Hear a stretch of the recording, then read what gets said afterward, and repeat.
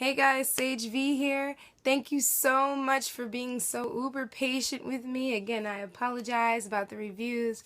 It's just all the craziness and wildness and fun and epicness of this past weekend's Philadelphia Comic-Con and getting ready for that and getting food so that we could take it on the road and back in our clothes and everything, me and my mom.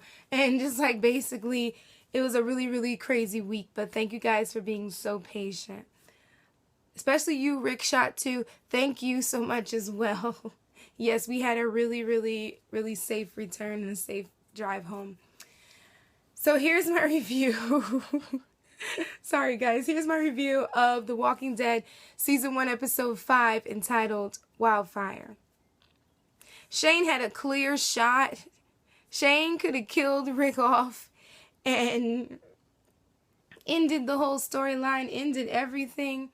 It's just amazing how clear that shot was, and just the fact that Shane is so jealous of Rick and just wants Lori so much that it's like making him lose his mind, or beginning to lose his mind at this point.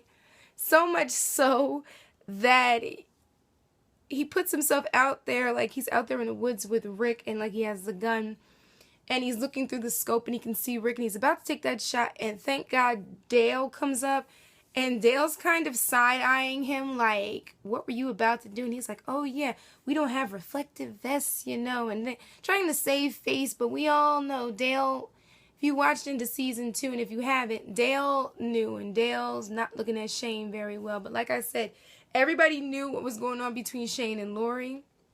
That's their business as grown-ups. No one wanted to get into it, but Dale knew something's wrong with him. It's just the way that Shane is like cracking this episode, because he can't fathom the idea that Lori would leave him to go back to her husband who she thought was dead.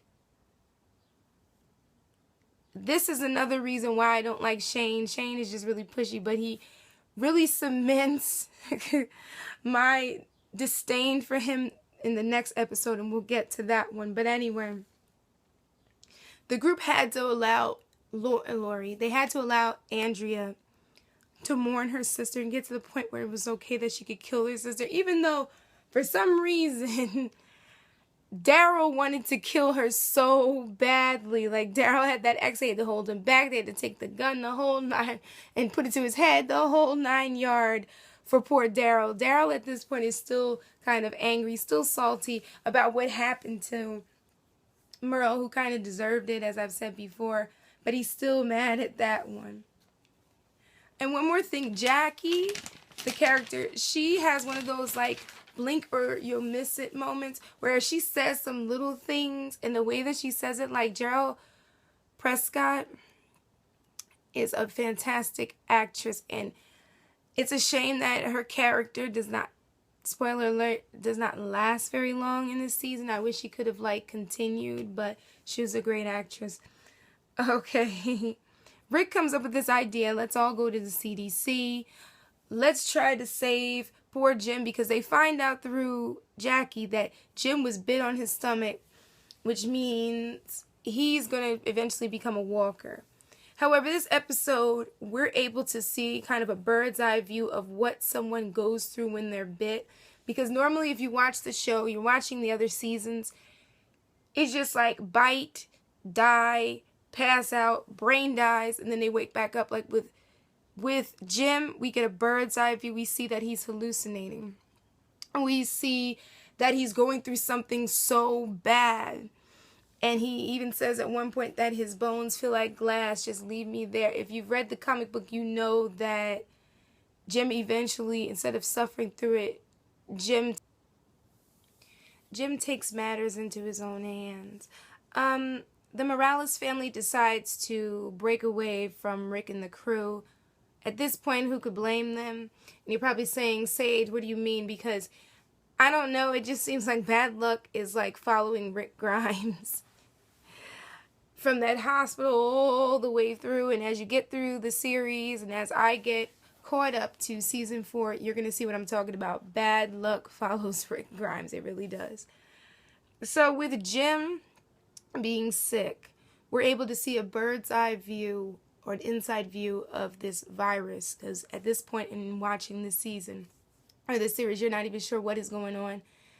How are these people becoming walkers? And we're able to see, you know, Jim hallucinating and this fever, and he's spitting up blood, which is reminiscent to something that happens later in the season. If you have watched season 4, you know what I'm talking about. If you have not, something pretty dark comes on during season 4, and it's pretty dark, and it's really, really sad, and it's depressing, but it makes a lot of sense, and it brings the storyline to a certain point. That's all I'm going to tell you. I'm not going to spoil it for you guys.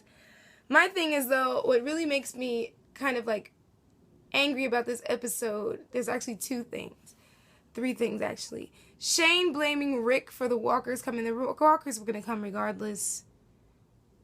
They were not safe because they were out in the open. They're not in the house. There's no gate. These walkers, it's like the early stages of this virus. These walkers are not stupid.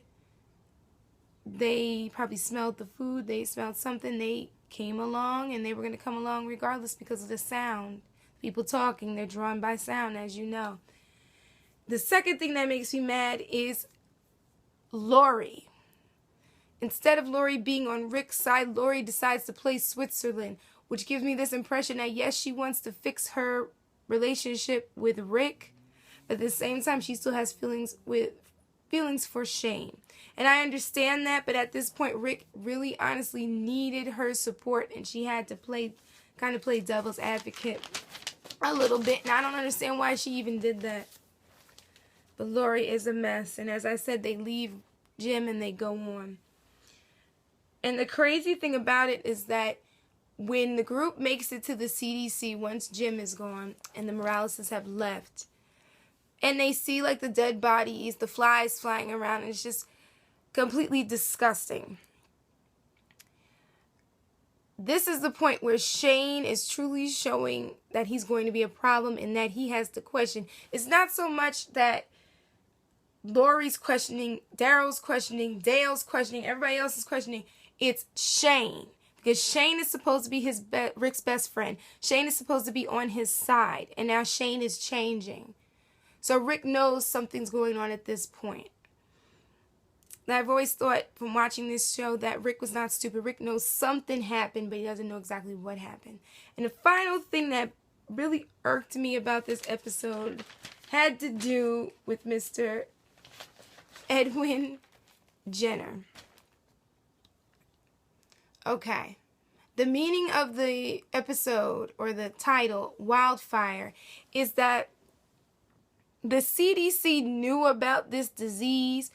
They didn't exactly know what caused it, but they knew it was there. So he mentioned something about 194 days at this point since wildfire.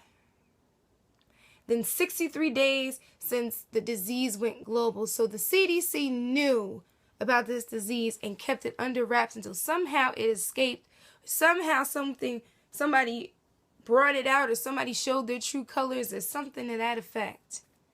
But Jenner and his people, they knew. The crazy part was that because of Edwin Jenner's sleep deprivation, he had one last sample of what looks like brain matter or something. And he was testing that sample. I'm assuming he's trying to find out what's going on and what causes this disease. However, due to Edwin's sleep deprivation, as I'm saying again, because he tells the computer or the recording that he's talking to that he's tired, he has been sleeping, he ends up knocking some solution on top of the brain matter petri dish, and it starts sizzling. He's trying to stop it, then it burns through his gloves. He runs out, and basically he ends up starting the decontamination sequence because of his mistake, and he burns everything up. Jenner at this point is just like, I'm ready to go. I'm ready to die. Just let me go. I'll kill myself. I'm good. And he's talking about blowing out of his brains out, basically. But for now, he's going to drink himself to death. And as luck will have it, here comes Rick and the crew. Now, this is what pisses me off in this scene, is that Rick knows, like, Rick is not stupid. We're not stupid. somebody's got to be in that building because all those dead bodies and stuff. And as Rick says, the gates are down. The group kind of treats Rick like Chicken Little a little bit, like the boy who cried wolf, because he sees the camera move, but it doesn't make a sound, so it's moving. And everybody's trying to pull him away, and all of a sudden the gates open. This episode leads into the next episode, which is the end of the season. It's going to top up the season. I'm probably going to have that for you guys tomorrow. The thing about this whole part of the season, especially season 1, is that season 1, I'm slowly unlocking different clues and Easter eggs in this season that foreshadows what happens in the rest of the series. If you don't know what I'm talking about, definitely go back and watch the different episodes and you'll see where I'm going. You'll see exactly what I'm talking about. But anyway, guys, thank you so much for tuning in. This is Sage Valentine. Check me out on Twitter at Sage Valentine. Definitely check out my Google+. I'm Sage Valentine on there as well. And for the most part, don't forget to rate, comment, and subscribe to my Brand of Crazy, my YouTube channel. I do adore you all. I love all my followers, my viewers, those who stumbled upon this video and this channel by accident. I love you all, and you all take care.